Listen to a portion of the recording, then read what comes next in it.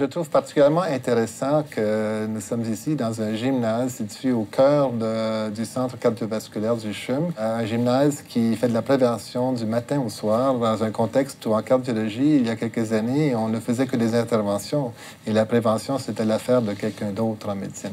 Et je trouve que de nos jours, oui, on a une technologie qui coûte cher, on a un hôpital de fine pointe parce que la prévention, c'est vraiment au cœur de notre succès, que ce soit avant que le patient soit admis à mon unité coronarienne avec une crise cardiaque et encore plus important après. On a tout pour que le patient motivé puisse optimiser son risque cardiovasculaire et sa qualité de vie après qu'on ait eu la chance de le rencontrer.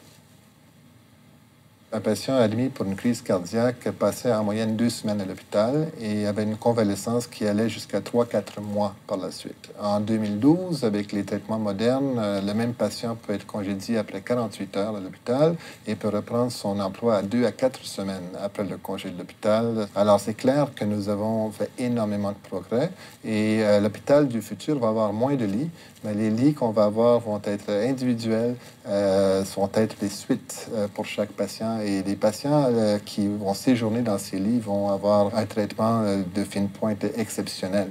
Par contre, la vaste majorité de nos patients vont rentrer à la maison le même jour. Et l'avenir, c'est ça. Les interventions sont moins invasives, mais ça demande une technologie qui est très, très avancée et qui coûte extrêmement cher.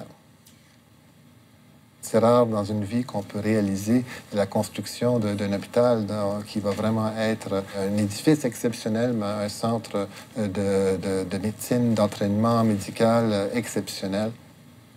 Déjà, je fais beaucoup de conférences aux États-Unis, à travers le Canada, et l'acronyme CHUM est maintenant déjà reconnu à travers l'Amérique du Nord.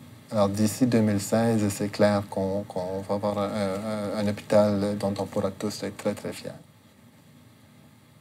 Moi, j'ai l'honneur d'être à la tête d'une équipe exceptionnelle. C'est une équipe de plus de 300 individus. Et ensemble, on fait une grande famille. On travaille en équipe. Et les patients sont exposés à plusieurs membres de cette équipe. Sans fondation, sans générosité envers la fondation, on ne pourra pas remplir ces murs par les équipements nécessaires. Mon rôle, c'est d'entraîner et de le retenir et de faire épanouir le personnel qui va travailler dans ce CHUM. Mais sans équipement, ils ne pourront pas faire leur travail. Personnellement, je suis encore jeune, en santé. Alors, 3 ans et demi, c'est pas long. Je pense qu'on va pouvoir tenir le coup en termes d'enthousiasme pour pouvoir réaliser nos rêves avec succès.